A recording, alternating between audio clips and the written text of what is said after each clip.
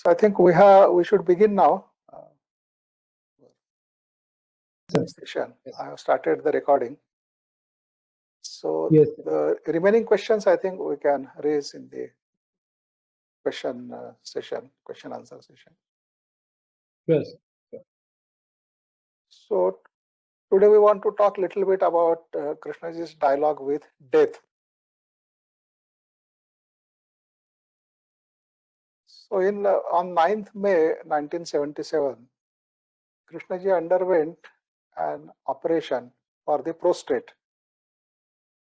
So he was operated in one of the medical centers in Los Angeles.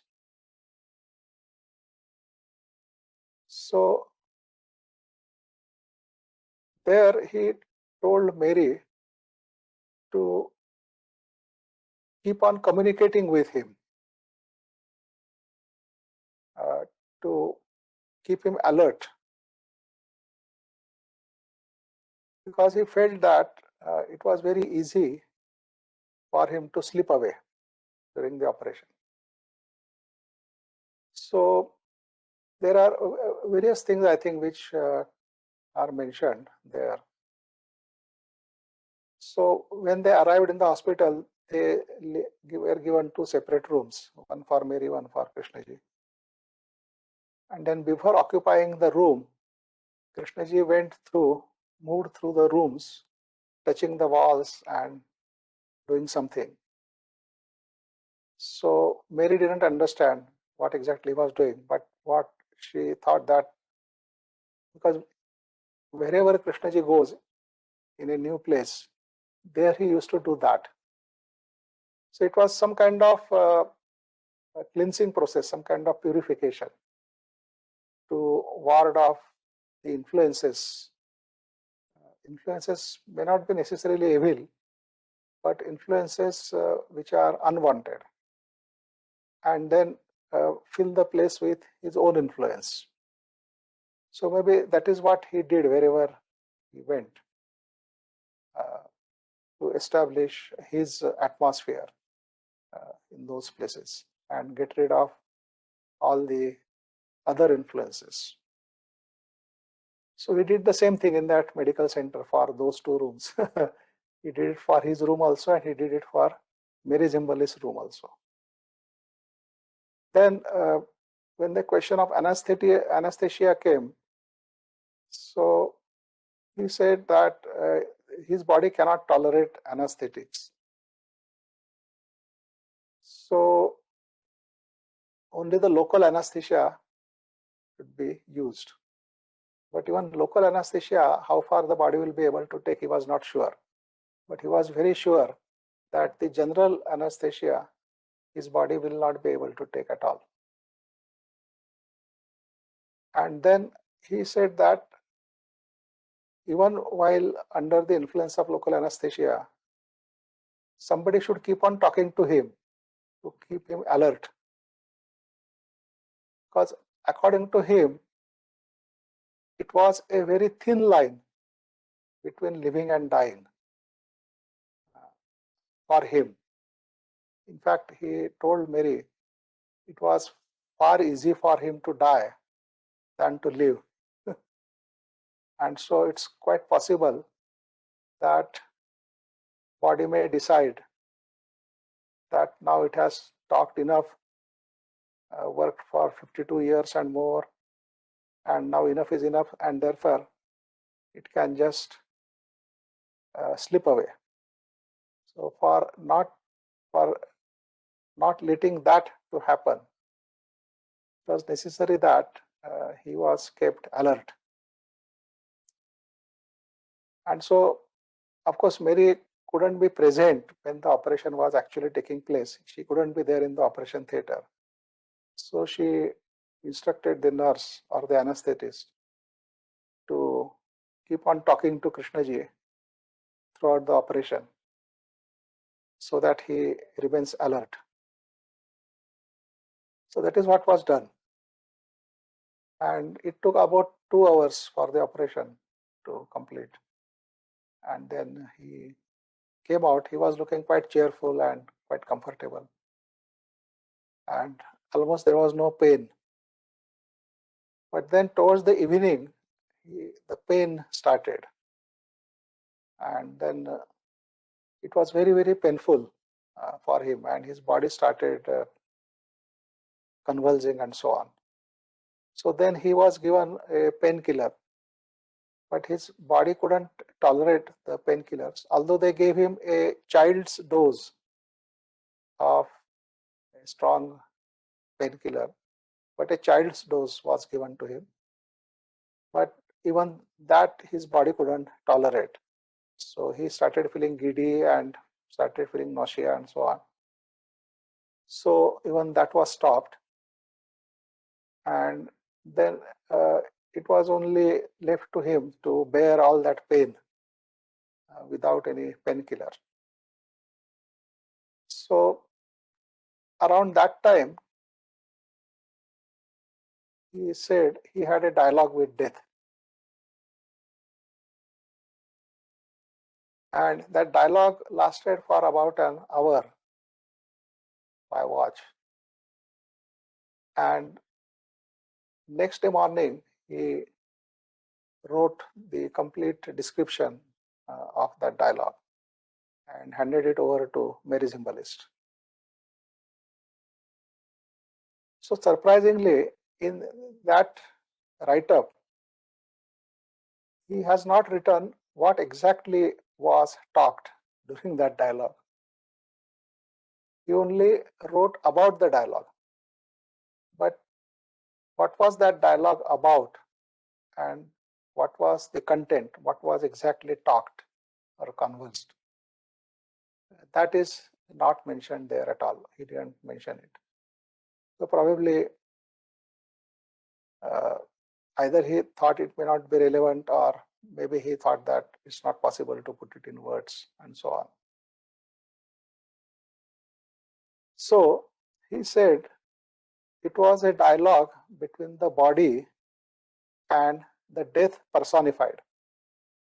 So he doesn't say that death was a person or death appeared as a person to him, but he says that as if the death was personified.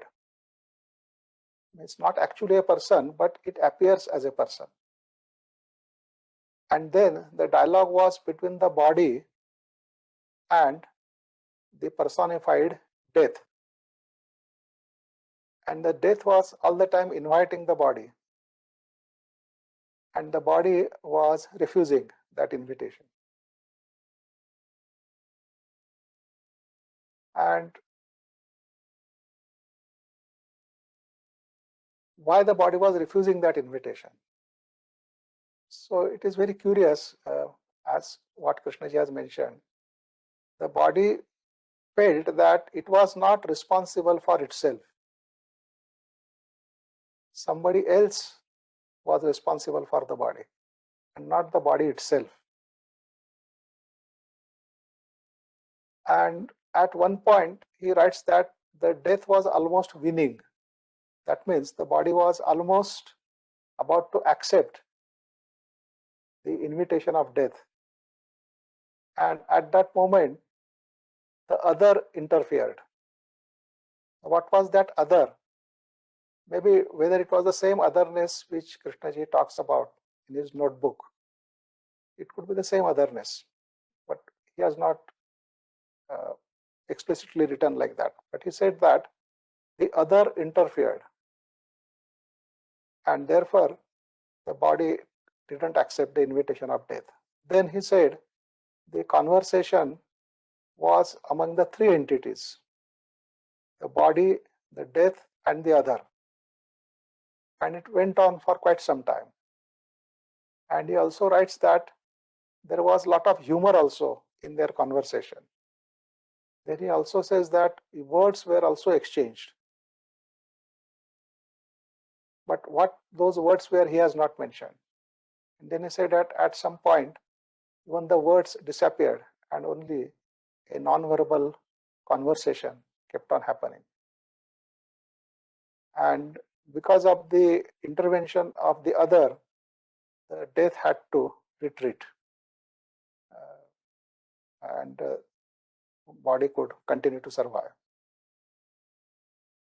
Then he also says that why this dialogue could happen with death. Can it happen with anybody? So he said that because there was no attachment, there was nothing to lose as far as Krishnaji was concerned, and therefore there was no fear of any kind. There was no fear of death even, because fear is mostly fear of losing what you have, but he had nothing to lose, so there was no fear of death at all. And he said only in the complete absence of fear is there, then only the dialogue with death is possible.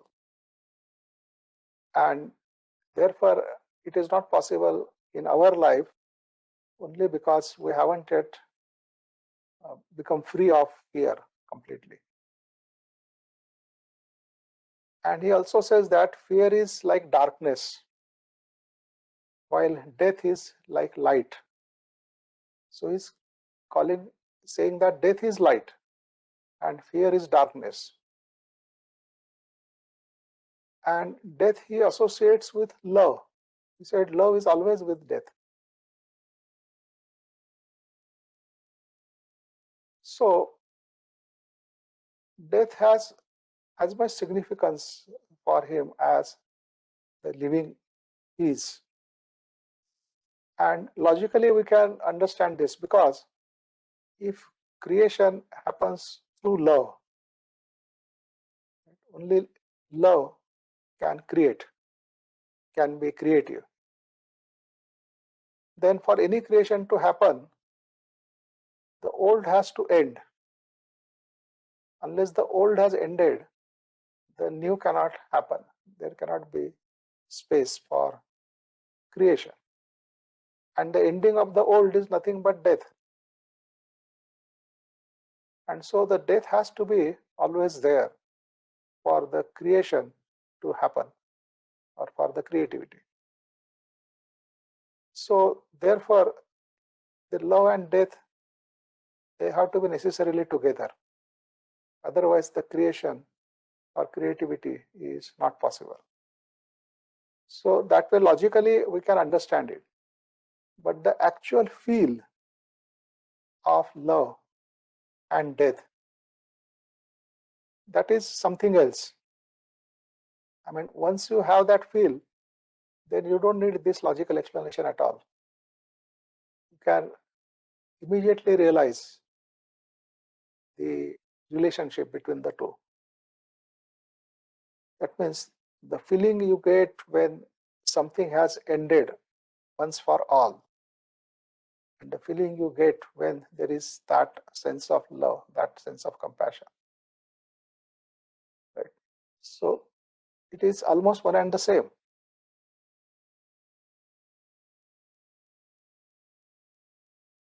And it's something quite different. I mean, you cannot describe that, cannot be put into words, but you can certainly sense it if there is appropriate sensitivity. So the other was even more powerful than death. So the death had to retreat and the body continued. So there he also mentions that he found himself above the body, and from there he could see the drops of saline entering the body. From there he could also see the rain that was happening outside, and so on. So all that he has described there. But what is missing is that what exactly they talked. Those words he has not given there. But death was always part of Krishnaji's teaching, and death as the complete ending, he called it as psychological death. And without such psychological death, the creation is not possible, or even that intelligence is not possible, or love is not possible.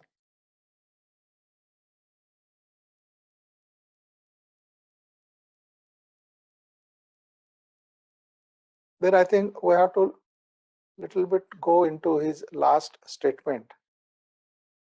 We have quoted it often, and some of it we have tried to examine in our previous sessions.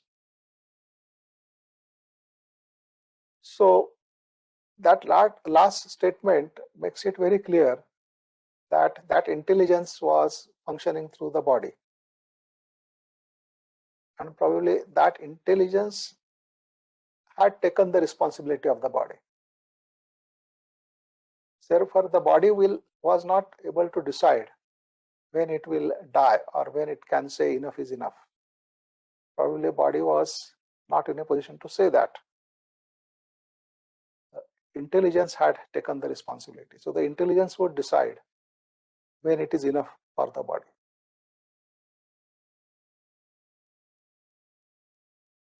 And then for almost 70 years, the body continued to function. That intelligence continued to function through the body. And of course, that produced its own strain on the body, because he has mentioned how much energy passed through that body, and how long? For 70 years. So it was not an ordinary thing. I mean, just to give you an actual example, whenever Krishnaji went to a place, like say he comes to Rajghat, then when he stays there, then that special atmosphere which he always carried with him, that has its own influence. And that influence did generate pressure, a psychological pressure in the people who were around. And if Krishnaji lives there for 3 weeks or a month, then to bear that psychological pressure for that period was sometimes also too much for people around. And I remember one of the trustees saying that when Krishnaji used to depart Rajghat, then they used to have a big sigh of relief, because then they felt greatly relieved, because that pressure was gone, was no longer there. So this is in the ordinary situation. Now, if we consider what kind of pressure the body must have gone through when that intelligence functioned through it, and not for a few days or few months, but for 70 years.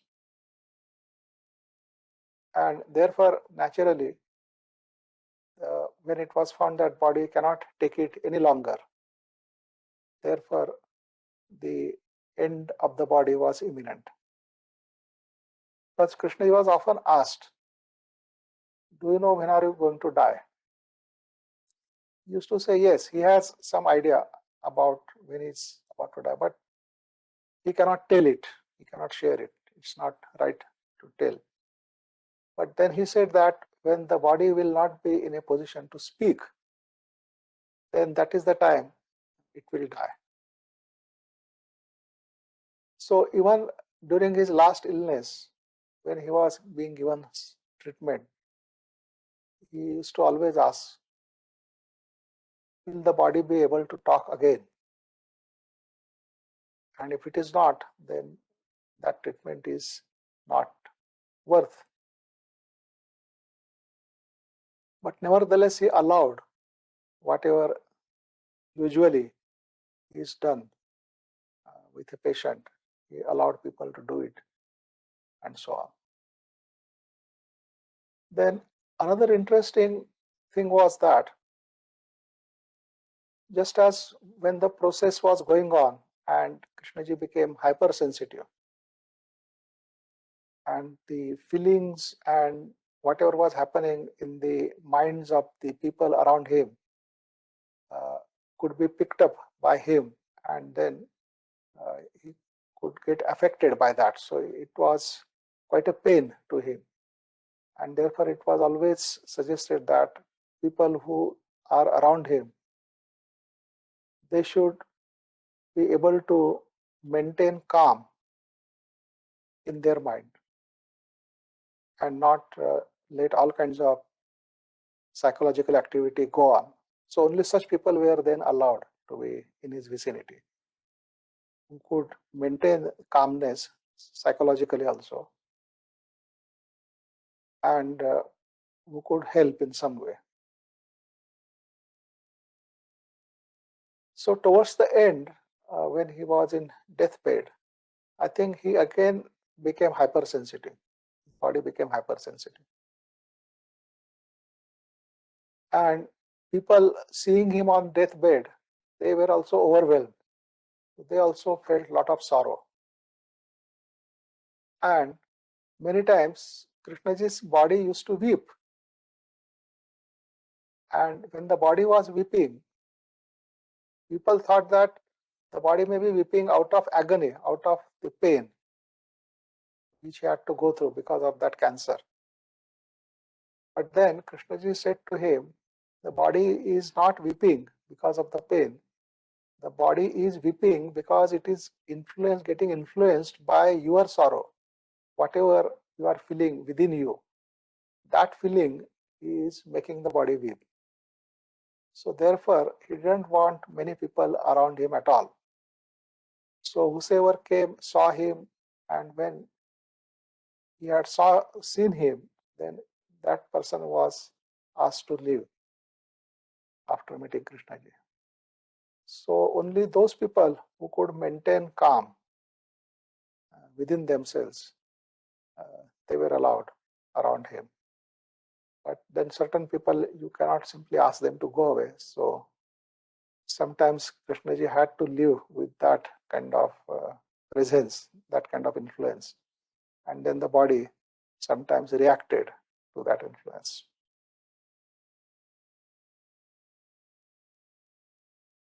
Then when he was on deathbed, he was interested in knowing how the body of a person like him, a person who had lived a religious life, how the body of such a person is disposed of after death. So he was interested in knowing that. And the only person who could tell him that was Pandit Jagannath Upadhyaya. So then Panditji was flown to California, to Ohio. And there, Krishnaji asked him everything. What are the samskaras or rituals done while disposing of the body of a religious person according to tradition. And so he said, Panditji said that the first of all, the person has to give his consent as to the place of his death, where he would like to die. So he has to give his consent to that. And then after that, then he described all the other rituals and everything. So after patiently listening all that, Krishnaji said that he doesn't want any of that to be done to his body. He wanted to know how the body is disposed of a religious person. And after knowing all the things that are done with the body, he said that he doesn't want any of that to be done to his body.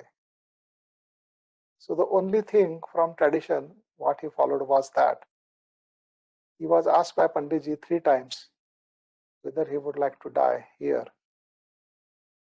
And 3 times he had to answer yes. So that's the only thing he followed from that tradition. Everything else, he said, is unessential and not to be done to his body. So he gave clear-cut instructions as to how his body should be disposed of. So he said that he maintained his body absolutely clean and with respect, because he never considered it as his body. He always considered it as a sacred responsibility entrusted to him by the other, and therefore he had no say as far as the looking after of the body was concerned. So he was simply to do whatever was right for the body without letting his personal likes and dislikes interfere in the upkeeping of that body.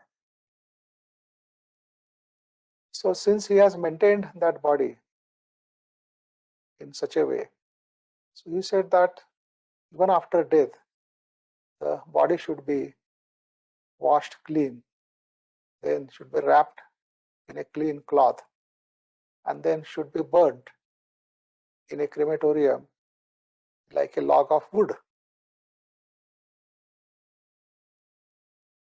And then what should be done with his ashes? So he said the ashes should be disposed of in such a way that they will never be trampled upon. That means they will not come under anybody's feet in any way. So he didn't specify exactly how the ashes should be disposed of, except giving this guideline that they should be disposed of in such a way that they will never be trampled upon by anybody. So then the ashes were divided into 3 parts, and each foundation got their share of the ashes. So Brockwood Park got their share, the American Foundation and the Indian Foundation. So when the ashes were brought to India, those ashes then were taken to various Krishnamurti places. So part of the ashes were uh, put into Bay of Bengal near on the seashore where he was found out in 1909. So where Krishnaji was discovered on that Adair beach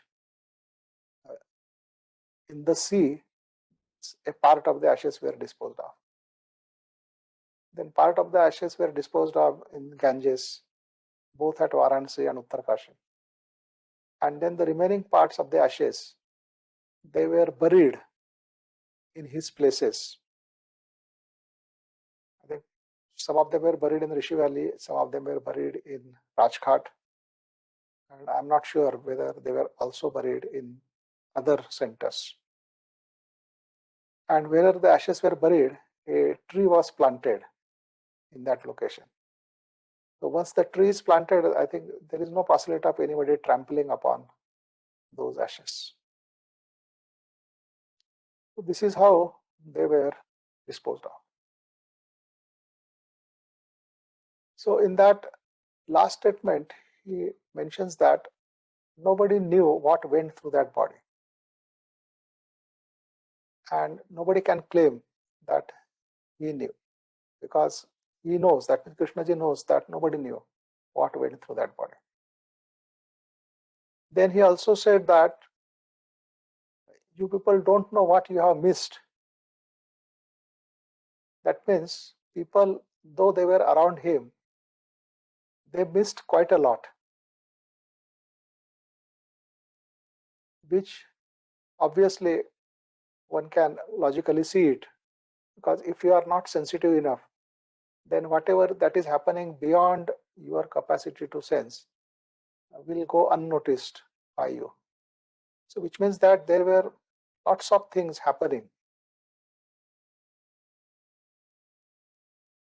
at the subtle level, and usually people who are not sensitive enough, who are not sensitive to that subtlety, they have missed all that.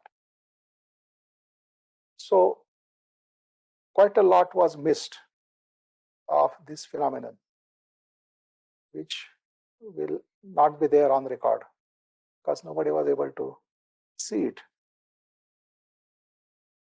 Then he also says that there won't be this phenomenon of this kind of intelligence functioning through the body, through the human body. So this is a phenomenon. And he said that won't happen for many hundred years to come. And he said the body needed to be prepared for that intelligence to function through that body. So body needed a special kind of preparation, and a body with prepared in that way will not be possible at least for next several hundred years. Then he also said that when he goes, nothing of that intelligence will remain in the human consciousness.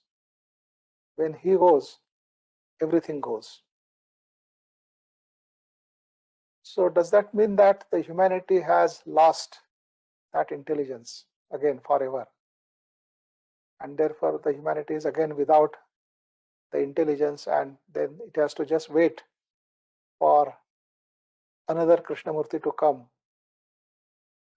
in order to have that intelligence function again.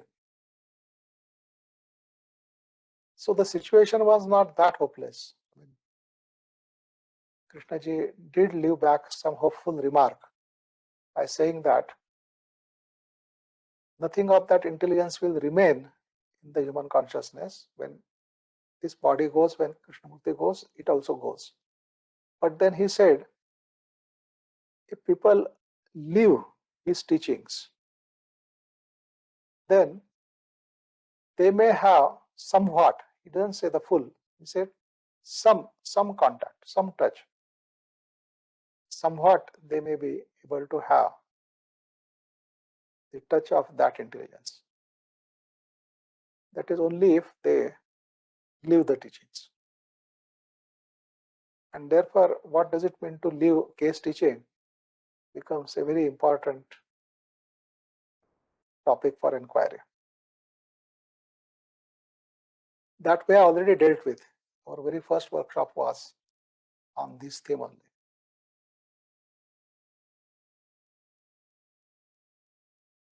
So that is the significance of his last statement. So just to read and say that it's a beautiful teaching and I wish I could live like that, it's not enough. It's not going to make much difference. But to actually put it, actually to make it part of your life, and that can be done only if you really understand it, which means that you have to really inquire deeply into the teachings so that they become part of your life, and then there is a possibility of that intelligence.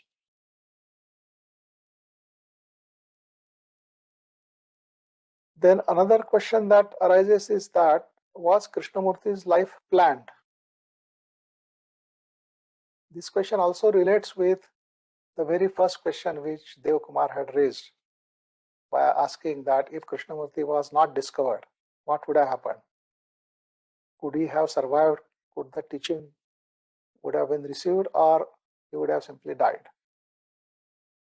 So we said that in nature, things do not happen at random. There is complete order in nature. By nature, we mean the totality of existence. By nature, we don't mean just trees, plants, birds, seas, clouds, animals. We don't mean just that.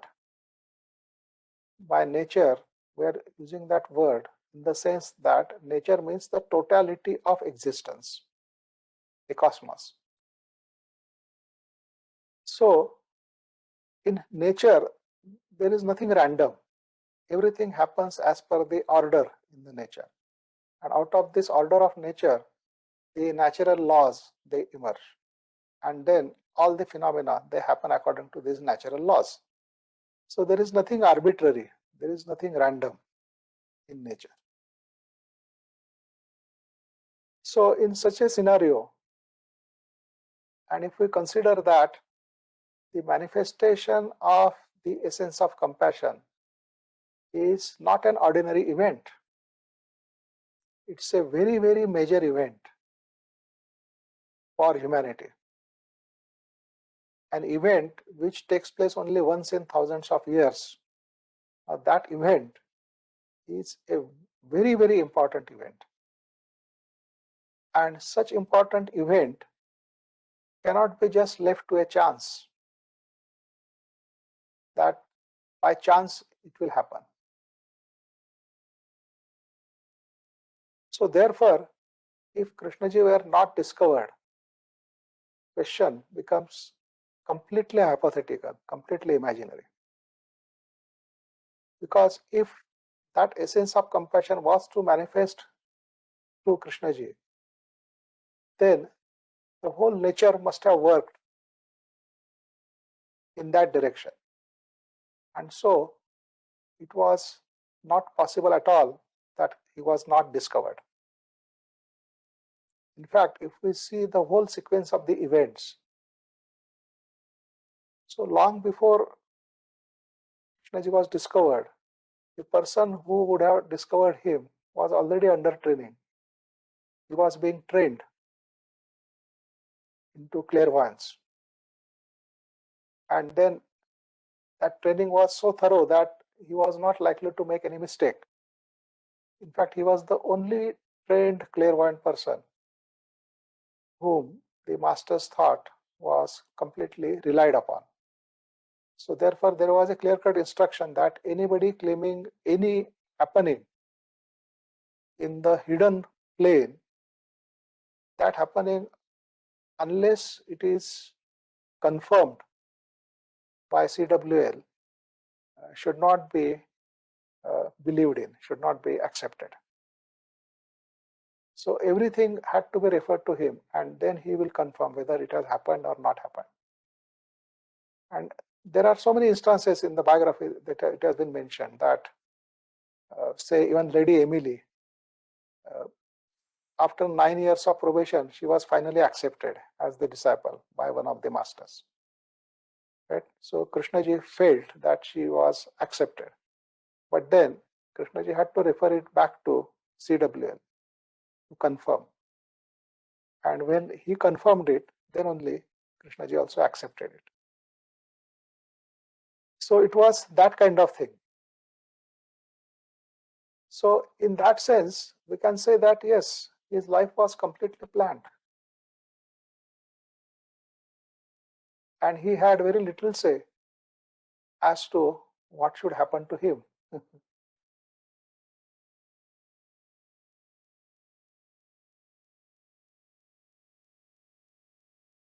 And then we know, we have read in the biography, whatever that was done to bring him up to fulfill that role. I mean, the interesting thing is that if Krishnaji had behaved exactly as predicted by theosophy, then whether he was world teacher really or not, that would have become doubtful. Because how can you predict the action of intelligence? If the action of intelligence is predictable based on knowledge, then it is not the action of intelligence at all. And Krishnaji had made it clear on different occasions, in different contexts. And so,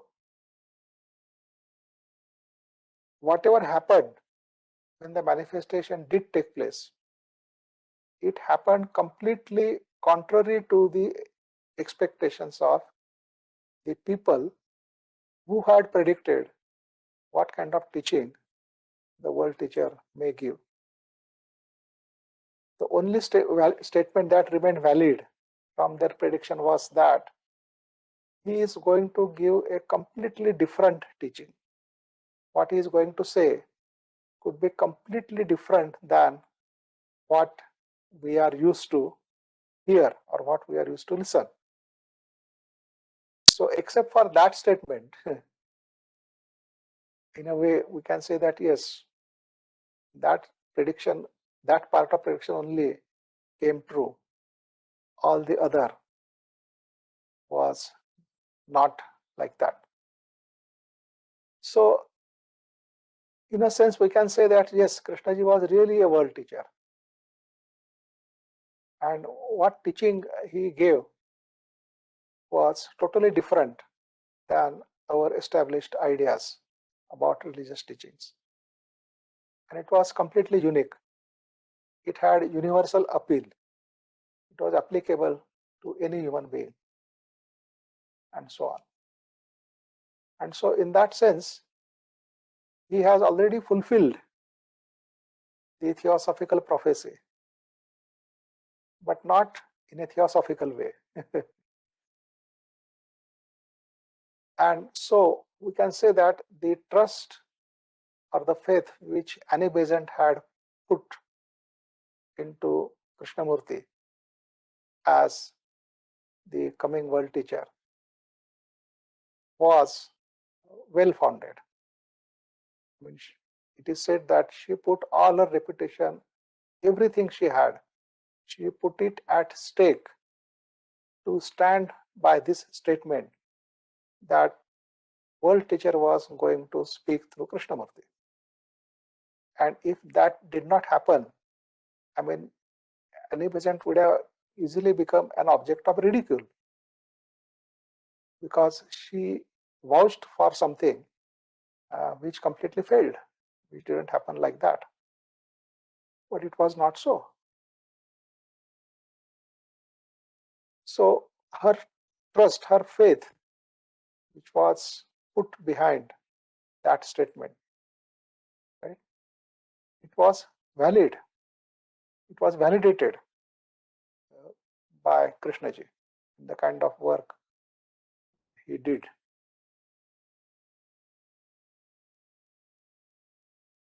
So I think at this point I'll stop and we'll have questions.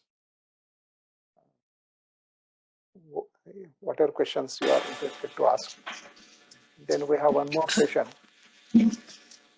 where we may try to look into in what way this biography can be of some help in our inquiry about our life.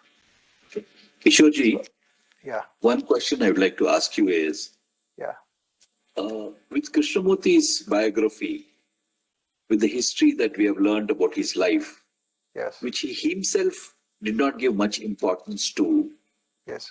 do you think the people who have read Krishnamurti, followed the biography and the teachings, were in a sort of way had a godly feeling about Krishnamurti's life and gave it more importance than what Krishnamurti himself did for the teachings? Over. Gave more importance to what Krishnamurti himself has done for the teaching. Yeah, that's right. They give more importance to his life and its non-belief so much in the happenings and in the process and all, which Krishnamurti himself gave limited importance to. Did they give that more importance than the teachings itself? Yeah, yeah. That is some of the that is the view of some of the people, because I have come across a wide section of people who maintain that Krishnaji's biography is not important. I think one should not get involved into it, but we should focus more on his teaching, because that is the only relevant thing. And therefore, they completely discard. They say we are not interested in knowing what happened to Krishnaji and all those things. So we are just going to focus on his teaching. So I feel yes, they are quite reasonable in their stand, and if they want to go ahead with that, they are completely free to do so. But then, as we have said, that the teaching cannot be separated from the teacher. The validity of the teaching gets established the way the teacher has lived his life. Absolutely. And if there is a contradiction between what he lived and what he preached, then that raises doubt in the person's mind whether that teaching is correct at all. Because if the teacher himself has not lived it, then why should anybody try to live it? If teacher himself didn't find it worth to live, right, how can he expect others to live it?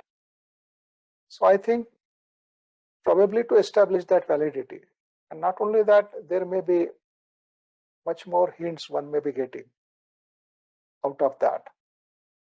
So in that sense, I think to go through the biography, to study it, is probably important. And we are saying that biography is not a fiction.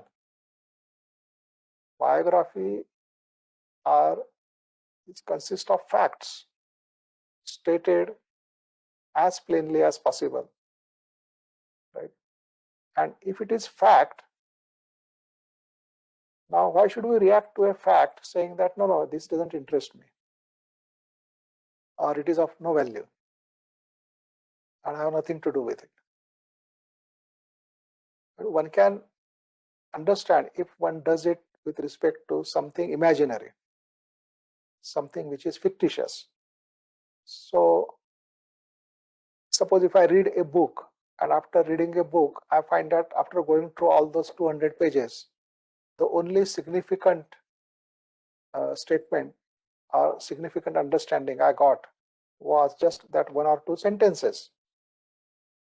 So just for those one or two sentences, I had to go through the torture of going through those 200 pages. So naturally then I have a choice. That means if I find that this book is not likely to have much significant content in it, why should I waste my time in going through it? So a person who doesn't know Krishnamurti at all, right, and you suggest that why doesn't he read some of Krishnamurti's works? So he will naturally ask, why should I read? And even after reading, if he doesn't understand, he will say, why should he continue with it? And it may be false. And then he may ask you an example that, do you know anybody who has lived through this? So all such questions cannot be answered without going through the biological facts associated with the person Krishnamurti. So we are not saying that we should deify Krishnamurti. I mean, because the Indian mind is such that they will hear all these things and then they will start worshipping Krishnaji as one of the deities and conveniently ignore what he said. So that is what usually people have done in India. Most of our saints, they are worshipped. But what they have asked people to do, their teaching, it is conveniently ignored or it is modified according to the convenience of the followers, and then it is followed.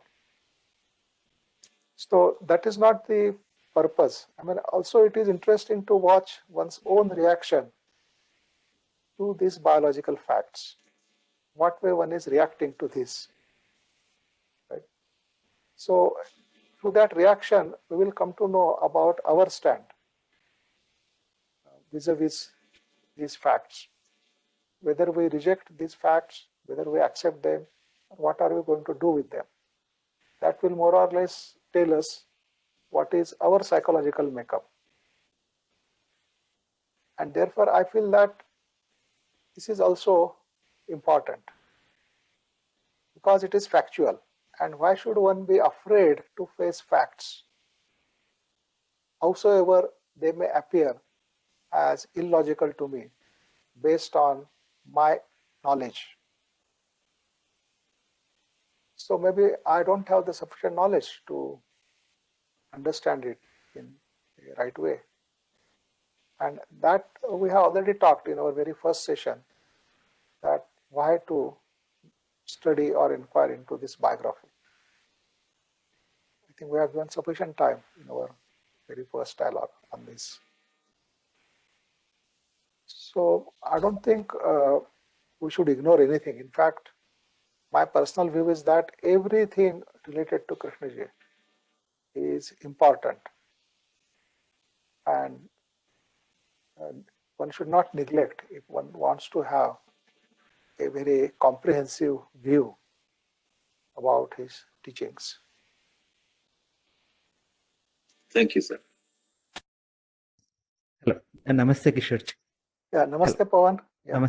Namaste, sir. Please Sir, ask, I also personally feel and think that there is no contradiction between Krishnaji's daily life and teachings. So my question is, sir, the Krishnaji in Dialogue with Death, he asked Mary Gymbalist and Mary Lutens, if you inquire, you put your minds, you can find out what the other is. But water can never find out what water is. Krishna says to himself, I cannot find out, absolutely. He said to, in other para, he also states that if any others put their minds to it, inquire into it, they can find out. So he says that there is an element of mystery in Krishnaji's life. There is certain. But whoever find that mystery on his own, there is mystery goes away. And the sacredness remain. So my question is, sir, anyone finds out that otherness, and you said in the previous day of gathering that in his last statement, Krishnaji states about that otherness. And in biography also he states that it is not my business to lift that curtain. There is two statements are like that. Can you find any archives related to these things, sir, other than biography, as you are more familiar with archives? Any interesting material you got through, and can you share with us, please?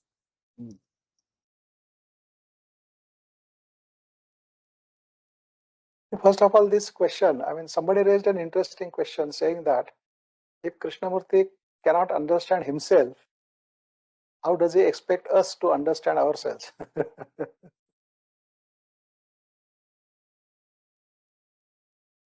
So it's quite an interesting question.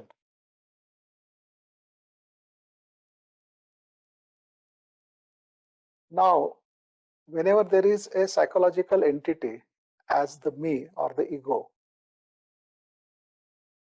then it is possible to understand it. That means to learn about it through observation, and observation through various interactions and so on. And as the understanding unfolds, then this psychological entity comes to an end. When the very thing which is to be understood has come to an end, then there is nothing to understand. That means the very thing which was to be known has ended, and therefore there is nothing to know. So if Krishnaji was that vast emptiness, which means that there was nothing. There was nothing to know. And therefore, since there was nothing to know, how can he know? So when he says that he cannot know who he is, because there is nothing. And therefore, nothingness cannot know what is nothingness.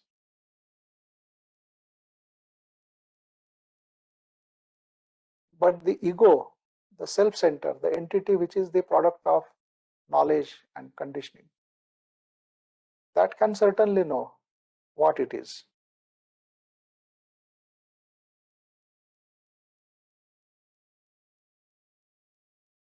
But when it comes to understanding that entity, then that understanding is not in terms of knowledge. If the understanding is in terms of knowledge, then it becomes intellectual understanding. Then you say that yes, you intellectually understand the nature of that ego or that self-centeredness. But Krishnaji doesn't say that intellectual understanding is the real understanding. But when there is a real understanding, which means that it is not restricted only to intellectuality, but a total understanding,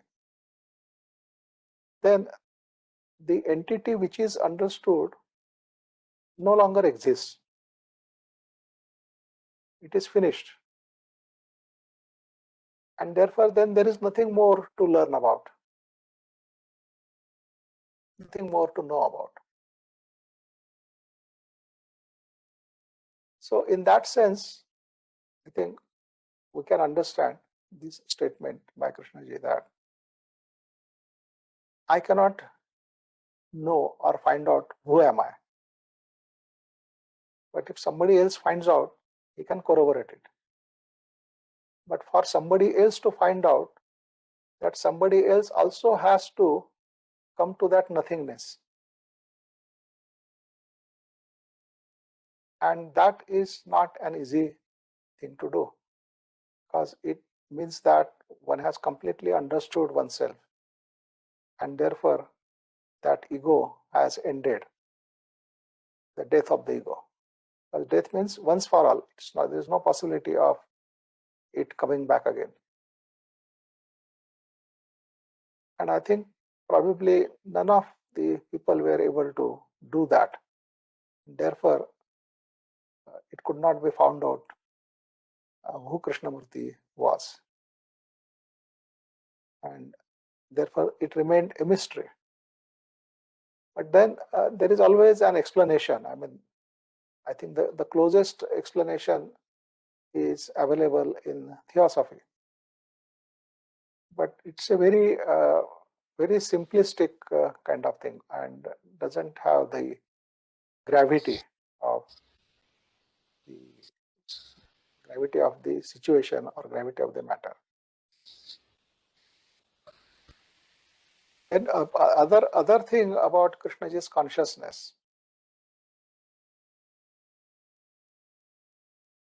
what he used to say that whenever he thinks about the place, it is not just thought for him. Whenever he thinks about a place, he is actually in that place at that time. Now, this is something quite strange and may appear as mysterious. That means, suppose if I think of some other place, then the moment I think of that place, it is as if I am in that place. Then I am able to see what's happening in that place and so on.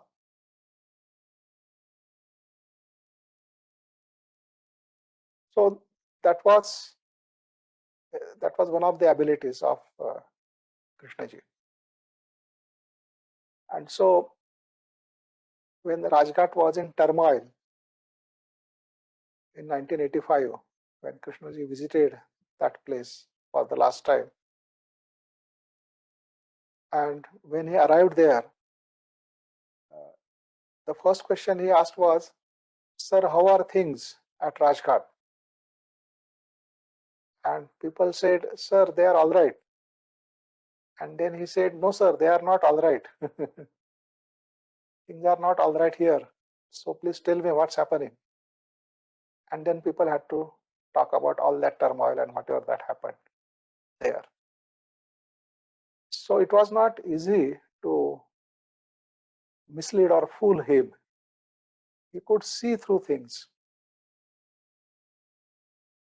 Not only that, he could actually see what's going on in the person's mind.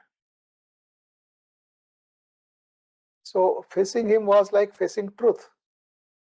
You cannot hide anything from him. You could just read through your whole personality.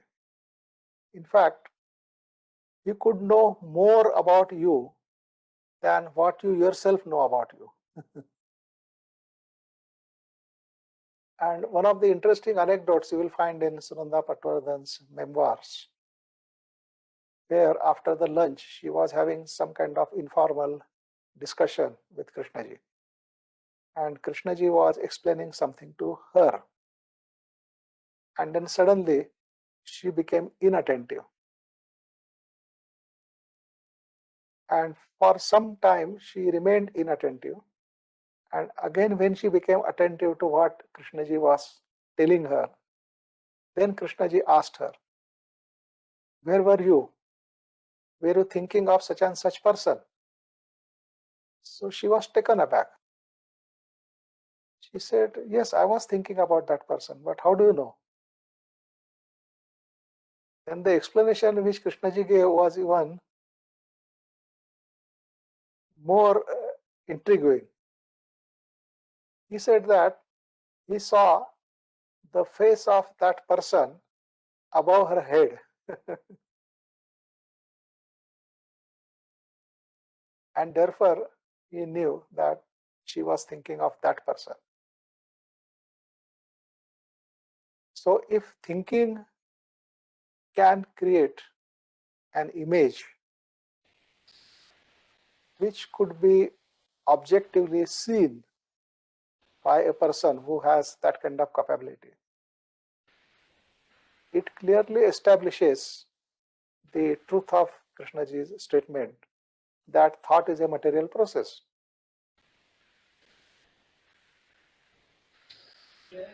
Sir, So there are quite a few such things. He had tremendous healing capacity, Krishnaji. And one such incident where healing took place like a miracle, it is quoted in G. Narayan's book, his memoirs, where a river joins the ocean. So you can read it from there. Yeah, further questions? sir, I'm Krishnamurti speaking. I had Yeah, put yeah. 2 statements on the chat box. I humbly Yeah. request you to go through that and Yeah. then answer them one by one.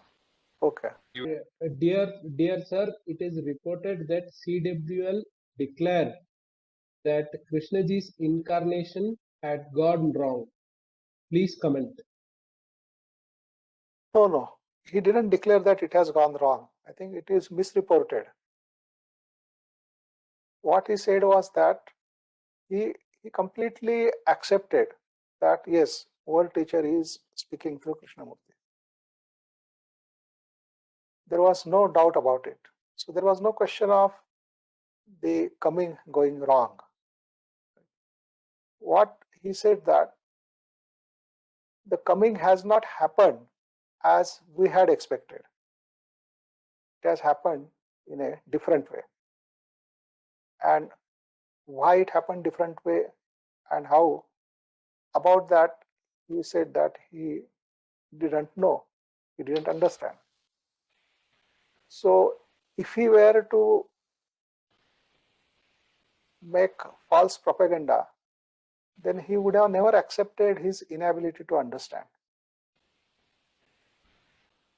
The very fact that he plainly said that he doesn't understand what's going on, say the process and the way the manifestation is happening and the kind of things the world teacher is saying, right? So he didn't say that coming has gone wrong. He was completely convinced, like Annie Besant, that yes, the world teacher is speaking through Krishnamurti. And many times he used to be asked that, then why don't you join the world teacher? So to that he replied that he had his own work to do. And therefore he used to say that, let me do my work and let the world teacher do his work. And don't create obstructions in our work. So that was the stand he was taken. But at no point he said that world teacher was not talking to Krishnamurti or world teacher has not manifested or the whole manifestation has gone wrong. He hasn't said that. Thank you, sir. The next Yeah. Next Yeah. question The next one by you read. Yeah. clarification is needed that CWL is a pedophile and abused children. He was expelled by Henry Steele Alcott, and he was readmitted by Besant. Please give your response. Yeah. Yeah.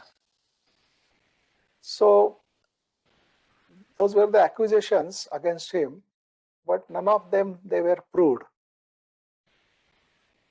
And people thought of expelling him, but then before that he had resigned, and then his resignation was accepted.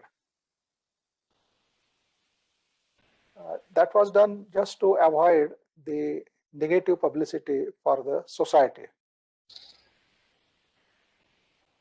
And he had not done anything wrong in that. When he was asked, I mean, the charges against him, they were highly exaggerated and somewhat imaginary. What exactly was the situation is like this.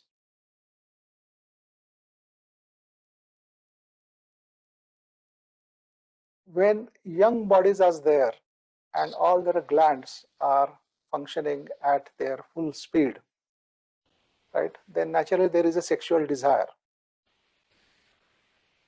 And you can see if in a teenager there is a sexual desire, and if that teenager has the freedom, then either he will go to the opposite sex and have the intercourse or whatever it is, or his mind will be flooded with sexual thoughts. Now, according to CWL, the actual sexual act compared to that,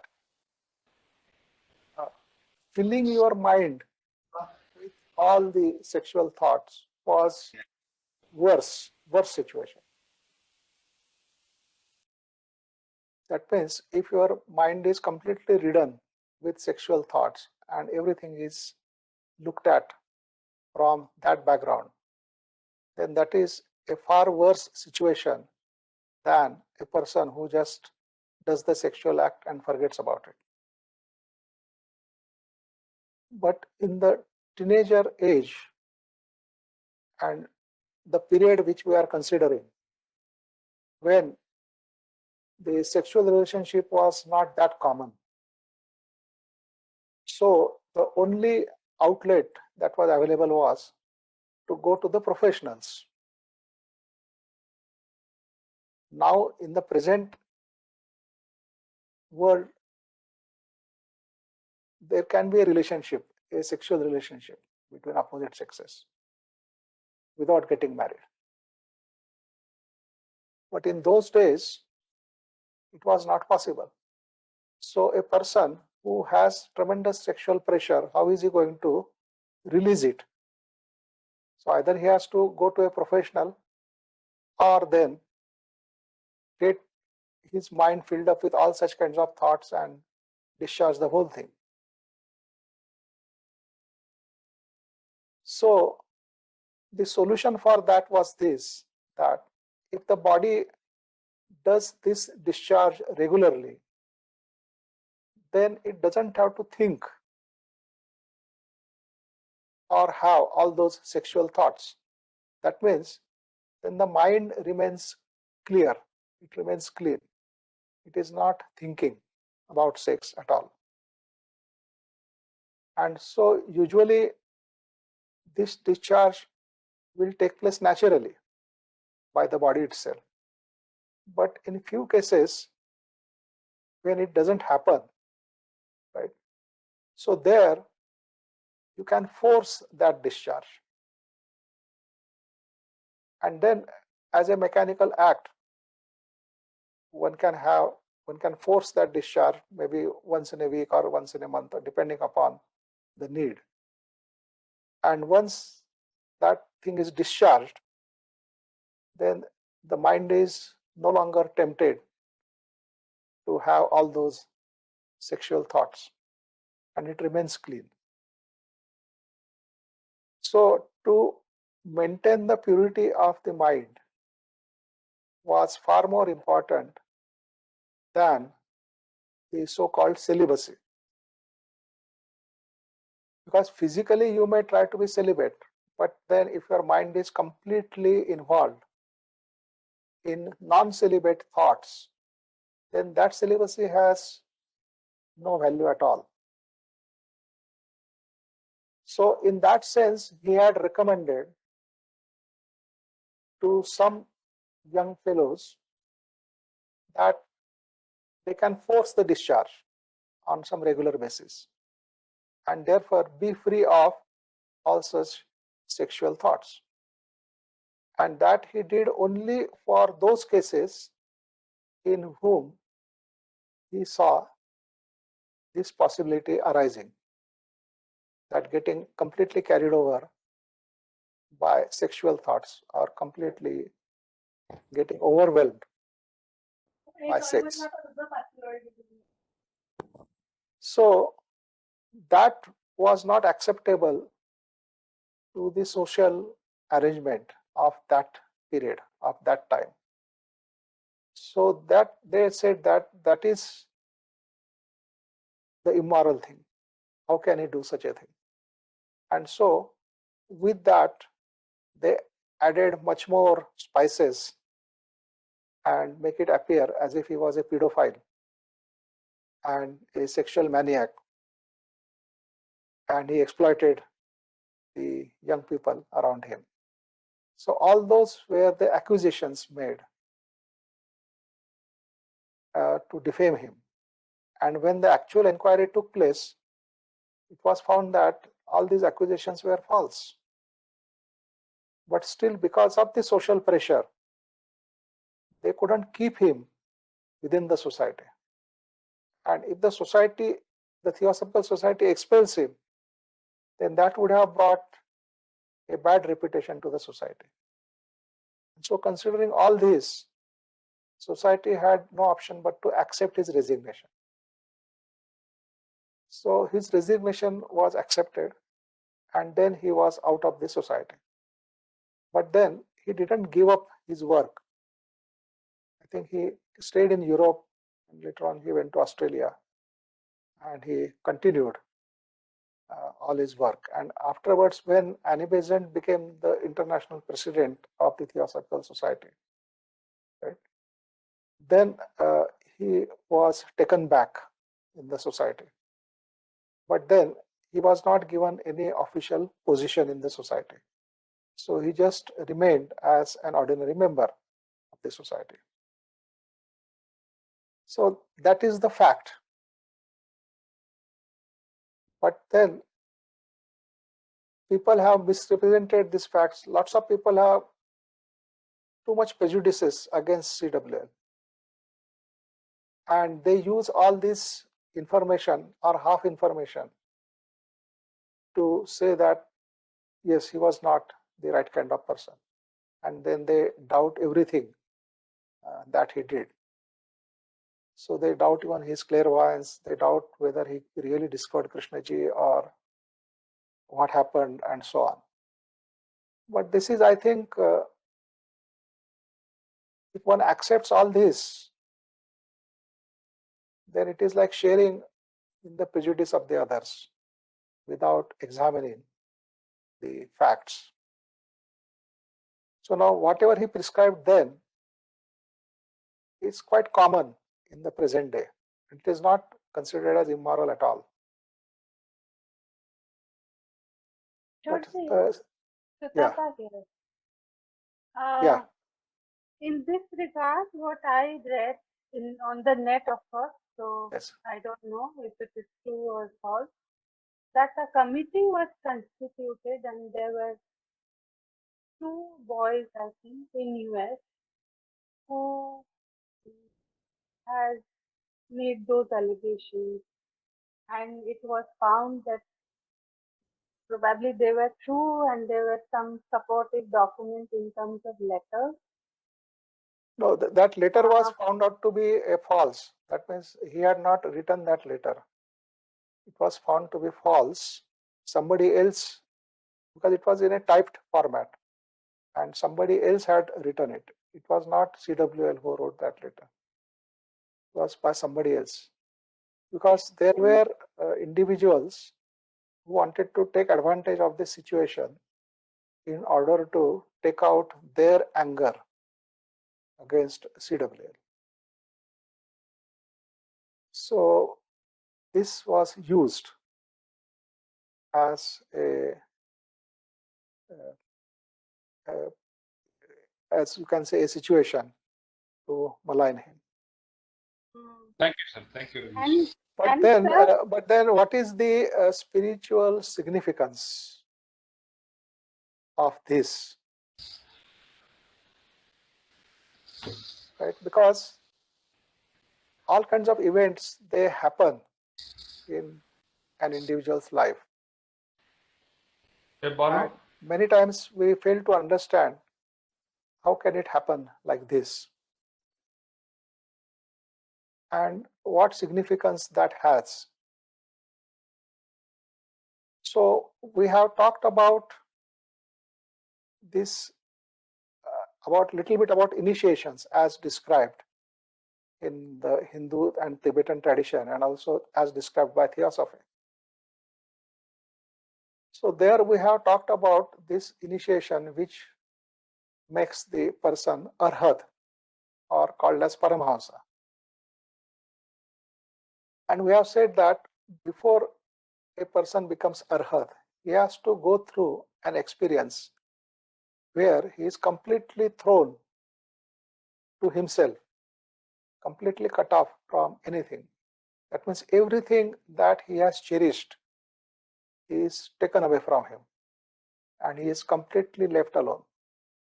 And this state is not an easy state to bear.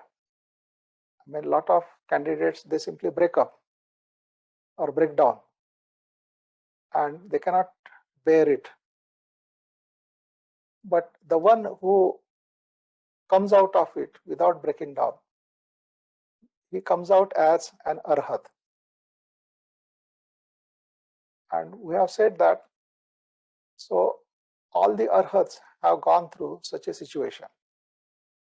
Now, in case of CWL, this getting cut off from Theosophical Society, because he had dedicated his whole life to the work of Theosophy, to the work of the masters he cherished.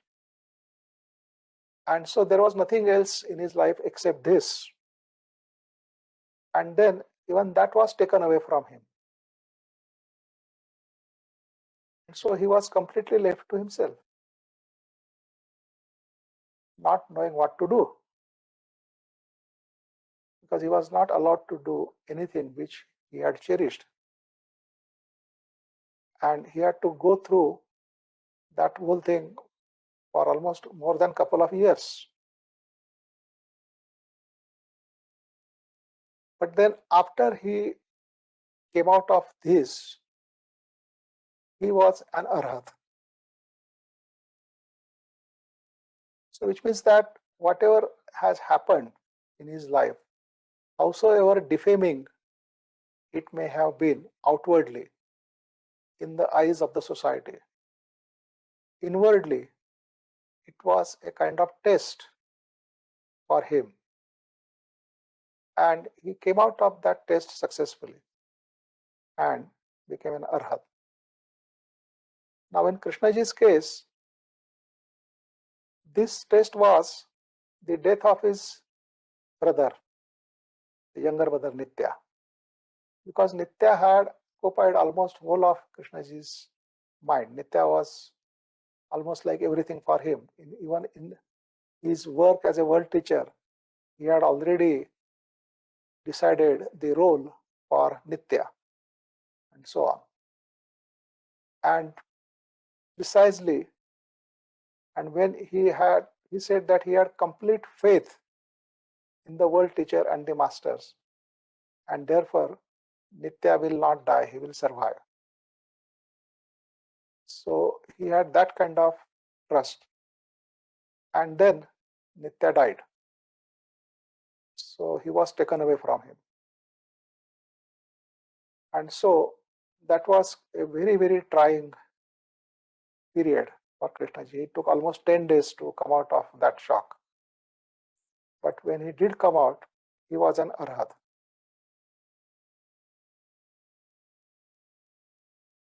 So outwardly, things happen.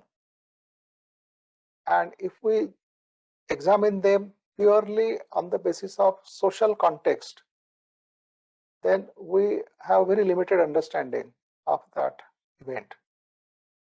And mostly we will judge it as right and wrong according to whatever social norms we contribute to or we accept. But we may completely miss the inner significance of these events. So they say that the big events happen only in the life of big people. And in the lives of small people, only the small events happen. Because it is not nature's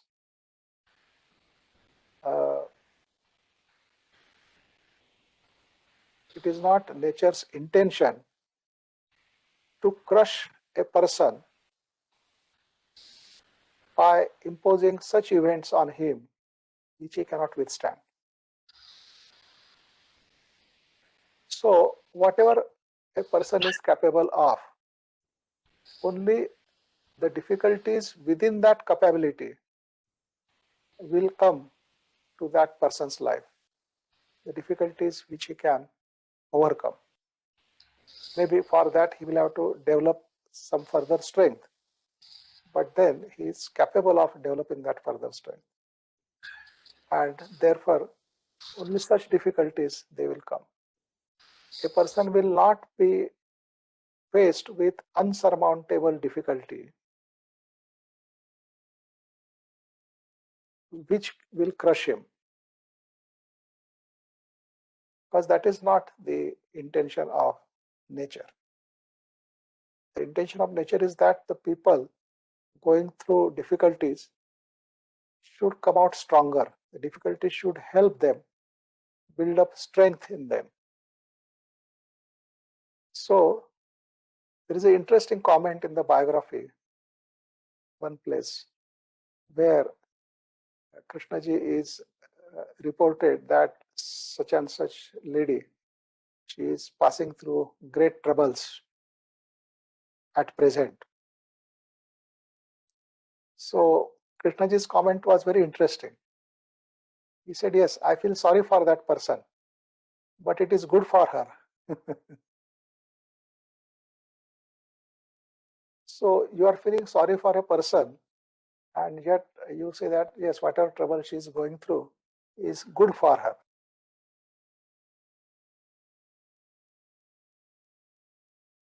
So this is the significance of these things.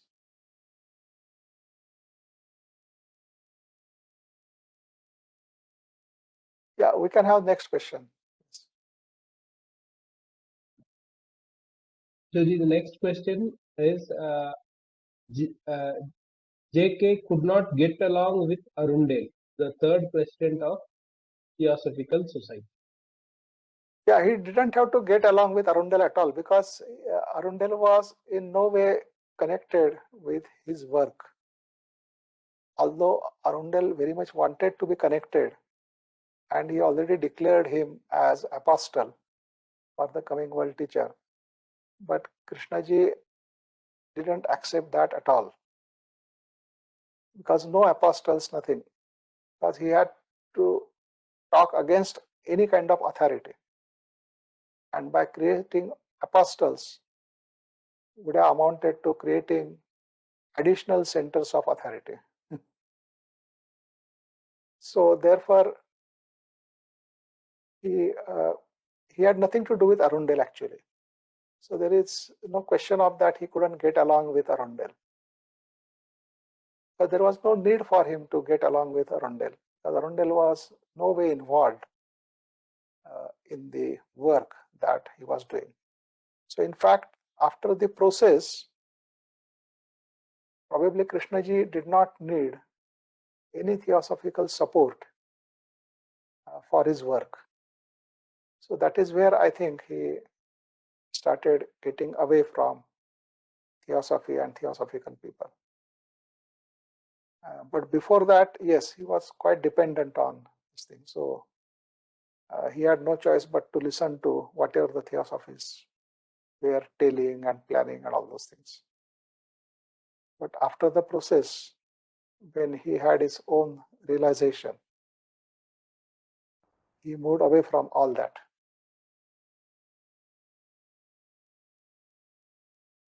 This is the last question of Krishnamurti sir. Sir has asked, it is also said that he worked for the defeat of Rukmini Arundale and for the victory of Radha Barnier. Please comment.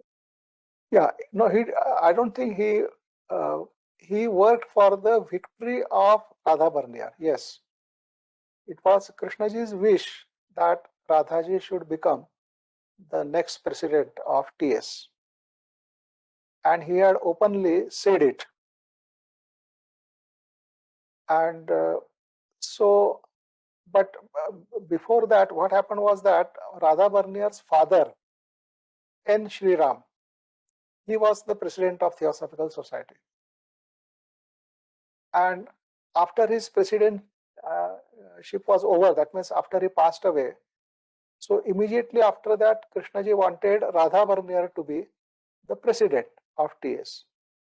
But then the people in the TS felt that immediately after N. Shriram, if his daughter becomes the president, then the other people may not like it. They may say that, oh, they are making this presidentship as ancestral kind of appointment.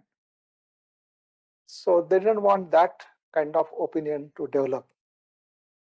So Radhaji did not contest the election for presidentship immediately after N. Shriram. So one Mr. John B. S. Coates, he became the president of Theosophical Society. And after his tenure of 7 years, then when the further elections were held, in those elections then Radhaji was elected as the president. But Radhaji did not contest immediately after N. Shriram, was not liked by Krishnaji at all. He wanted her to contest and become the president right after N. Shriram.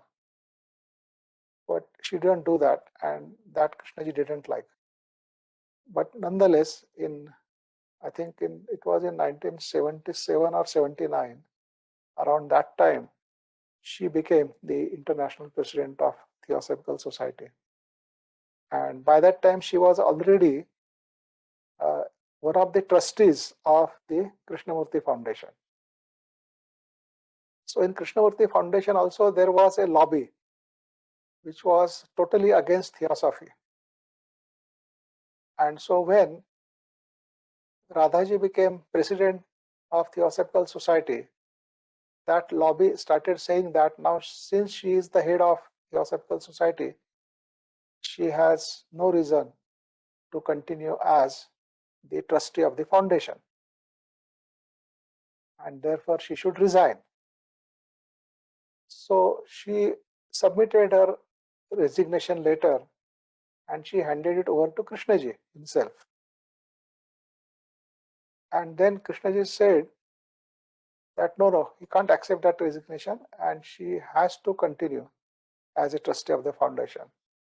And then Krishnaji made it very clear in one of the trustees meeting that Radhaji will continue as the trustee of the foundation even when she is the president of the TS. So he was not against Rukmini Arundale. So to put it that way, I think is unfair. But he wanted Radhaji to be the international president. Thank you, And sir. he may have his own reasons for that. Sir, I humbly request you to put all these things as a book form So that, the posterity will have something to rely upon. Anyway, this recording will be available, and But about the even book then, we can if consider it's a later. book form, Yes. We'll consider the it's book, about the book later. Yes. it's a humble request, sir. Kindly consider. Yeah. Thank you. Yeah. Good afternoon, Krishnamurti. Yeah. Sir, I didn't raise any question. Yes. So Yes. Naveen, That's why I was wondering whether you are attending at all. yes, my husband's name, it shows Okay. there. Okay. Okay. No, When I I didn't write hear in- any question. Therefore, I was wondering. Yeah, that's all. No. When I write anything, if it is not a Yeah. question, you people bypass it. Yeah. Yeah. I just want to say, sir, it's a Yeah. wonderful tribute. All your affection, love, all your devotion, dedication, whatever you say, it's been showing in all these 3 days, sir. And tomorrow happens to be Kishore K's birth anniversary also, no, sir? Yes. Yes. In fact, So tomorrow is his birthday. His birthday tomorrow, 11th May. Yes. So it's a wonderful tribute, sir. And I just would like to say, why don't you write all your memoirs and all this should come as a book, sir? Actually, it's such a wonderful repository of, No, Yes. there is such a plan in my mind, but it has to take off, because with me the difficulty is that I take very long time to start. But when I start, it's very difficult to stop. So I think I have some more inertia, it seems. So, And just one more comment, by going into all these details, it's kind of the expansive part of the teaching has come into, come into the picture. Yeah. How universal part Yeah. of it, sir. That Yeah. is a very wonderful contribution that has been done. yeah, By just yeah, going through. that's right. That's all I want to add, sir. Okay, sir. Thank you, sir. Thank you, Durgaji. Thank you. Sir, after having understood these many teachings of Krishnamurti sir, I just wanted to ask you, how is the research of Krishnamurti sir's teaching for the present day context being carried out? And are there any living researchers who are very intensively using his teachings for present day's education system or freedom research, these kind of things? Yes, there are Krishnamurti. For me, as a PhD completed researcher, if I want to use this consciousness thing or these things for my studies, how shall I start through? Was my question. I mean, you'll have to, because PhD thing, you maybe knowing better how to go about it. Because you have to submit a proposal, and then that has to be accepted. You have to have a guide, and then whatever the guide's views, you have to go as per that. Yeah. Then you have to select the material Sure. for your reference, and then you have to find out something new in that, whatever new. So some research has to be done in that. So I think all these things you must be knowing better. Yes, I formally completed one of my PhD, but I'm not Yes. that much satisfied with it. So I was doing another one with Indian Institute of Science now in the coming days. There they have the consciousness research study group with I was working with. I was thinking how to link Krishnamurti sir's teaching with the research. That was, and I have any other done PhD of Krishnamurti's research, like teachings research. Then I think you should have attended our workshop on consciousness. I got it. You would have got a lot of information. Maybe in our next series, we may have one workshop on consciousness. Sure. So if you attend that, you will have some idea as to what Krishnamurti has to say about consciousness. Very much, I will. And then you can see how much of it can be useful to you to be included in your PhD thesis. Yes, sir. Because in 2000, I want to add something. Yeah. Sir, may I add something? Yes. Yes, the SPS college, that Sadasivapeta, Pune people, some people used to attend Shayadri gatherings. They are the belongs to the philosophy department. So this is information to her. No. Even right now, we have a participant who had done PhD on Krishnamurti, and she is attending this our session. Sure, sir. I'll remember this. Yeah. Sir. Can I read the next Yeah, one? yeah, please, please read. Yeah, because we are running short of time, so better we go through the questions. Yeah. Sir, if the time and occasion permit, please could you consider sharing some more insights into the world teacher and the hierarchy you outlined earlier, since it sounds too fantastic to be true. We cannot blindly discard this, especially given Krishnaji's life and teachings as a proof of manifestation of the world teacher. Yet it is too grand and fantastic to blindly believe. Who is asking that question? I think it is from Venu, sir. Venu. Venu, okay. Yeah. Then the last question, sir. Please name the persons who were with him on the last day of JK, days of JK. Yeah, there were 3 persons. One was Dr. Parchure, other was Scott Forbes, and Mary Zimbalist. These were the 3 persons who were constantly attending K when he was on deathbed. Now, out of these 3, only Scott Forbes and Mary Zimbalist were there when K actually passed away. Actually, what happened was that the night after which K passed away, so in the evening, all 3 of them were with K. Then K felt that Dr. Parchure looks quite tired. So he asked him to go and take rest. And then only Mary Zimbalist and Scott Forbes, they were with K. And they remained with K for quite late into the night. And then after that, K asked them also to go and rest. And then he went to sleep. And then he never woke up for that next day. So these were the only 3 persons who were there with K right up to the end.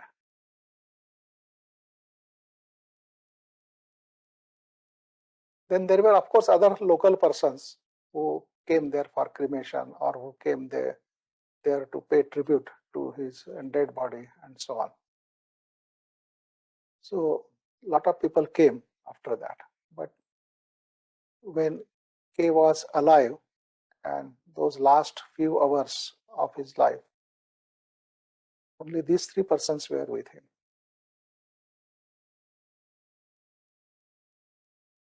Yeah. And about the hierarchy and all those things.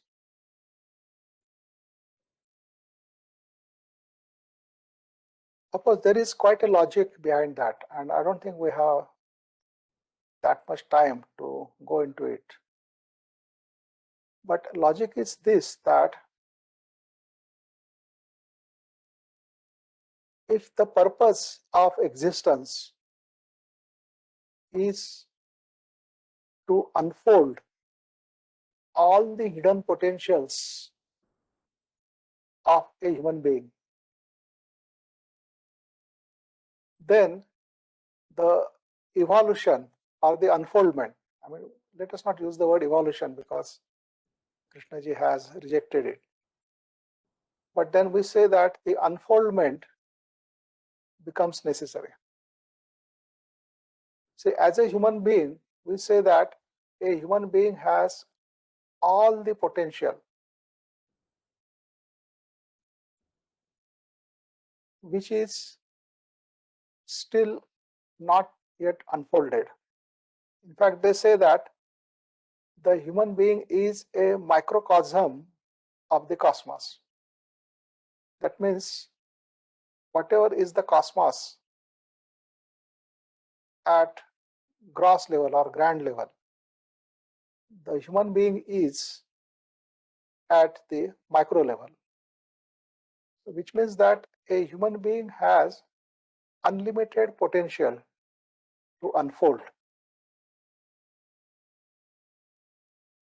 And if that is the case, then how can we say that with the death of a human being, all that potential also comes to an end?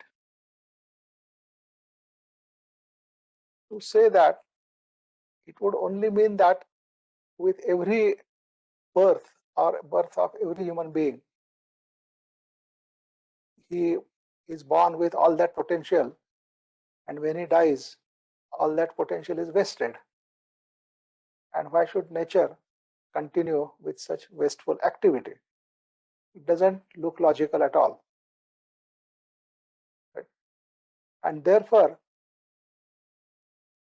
this necessitates that the death of the body is not the end of a human being.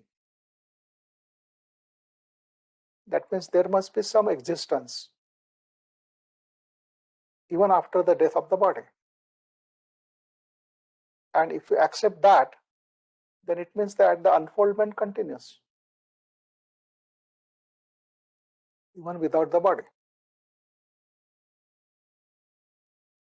And then if you further investigate logically into this, then you have to accept that yes, there could be human beings at different stages of unfoldment. Just as we have plants right from the seed state up to a huge tree like a red sequoia in California. So we have the whole range of trees existing in the world. So why cannot there be a whole range of human beings in whom the potential has unfolded to different extents? And therefore then, if you accept the existence of such human beings, then those human beings don't have to be necessarily having the human body. That means there may be an existence without the physical body. And then like that, if you go on just logically inquiring, right, you will find that yes, that means there can be the Jivan Muktas, there can be the world teacher, and so on. And so then all this becomes the part of the natural order. It's not that those are the appointments or those are the positions. It's not that nature is appointing them as the world teacher or nature is appointing them as the Lord of the world or appointing them as Buddha. There is no such thing as appointment. As the unfoldment happens, so according to the unfoldment, the person gets his place in the whole order of the nature because he is part of that order. And according to the unfoldment, his place in that order gets fixed. And then whatever that happens or is possible to happen from that position, it keeps on happening. So they are just like, you can say, the essence of goodness. Just as Krishna talks about essence of compassion, so therefore essence of goodness. So there could be different qualities. So these beings behave just as if they are only the essence of that quality. That means there is hardly anything personal about it. So in that sense, you can see that this hierarchy, although when a mind from the background of knowledge looks at the whole thing, it appears as a hierarchy to that mind. But then actually it is not a hierarchy because there is no superiority or inferiority attached with this. just as a tree is in no way superior to a small plant, or a small plant is not inferior compared to the tree. There is no such sense at all there. So there also it is the same. And then everything happens as per the order of the nature. And since these beings are also part of that order, so they also become functionaries of nature. They have nothing personal. There are no personal likes, dislikes, because there is no person as such at all. They are only the essence of those qualities.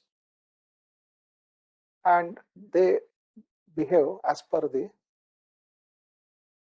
order of the nature. So nothing will happen which is contrary to this order.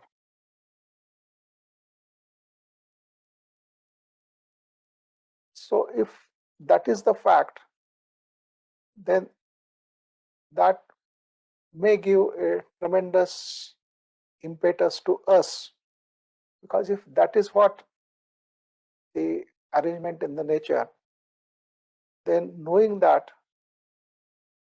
should I not do my part in that? And in what way can I do it? So the very first thing that occurs, or that comes to my mind, is that as long as there is disorder in my own life, I cannot be part of the order of the nature. And so the disorder in my life becomes my first concern. And then I have to work on it, and so on. I think there is a lot more to this. I mean, it seems there is almost no end. If you logically go into this and try to understand, you will discover so many things which may almost appear as a fiction. But it's another exercise. I don't think we have time to go into all that.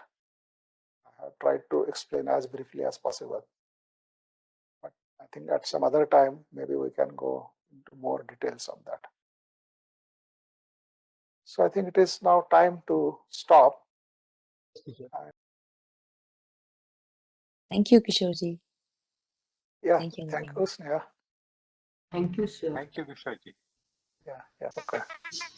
Thank you, sir. It was a wonderful session. Yeah. So we'll meet in the evening again. Yeah. Yes, sir. Yes.